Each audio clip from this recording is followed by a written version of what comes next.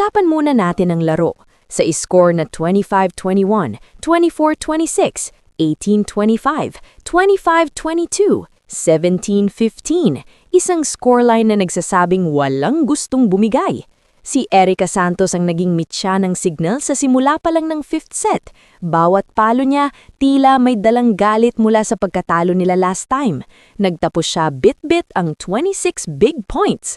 Pero ang pinaka-crucial, si Vannie Gandler. Nung dikitan na, doon lumabas ang pagka-clutch ni Vannie.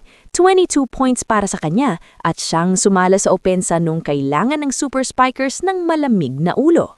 Pero ang tunay na MVP sa gabing ito ay si Jel Cayuna. 35 excellent sets at 11 points. Isipin nyo, setter yang pero double digits ang score.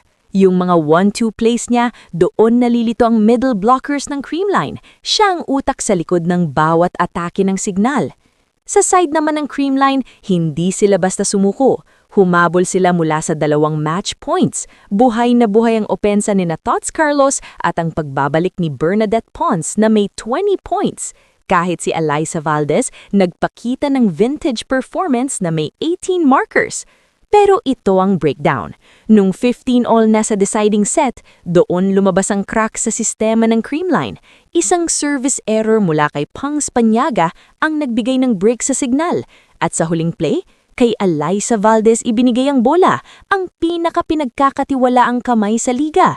Pero sa kasamaang palad, lumabas ang bola. No touch, no miracle. Tapos ang maligayang araw ng Creamline.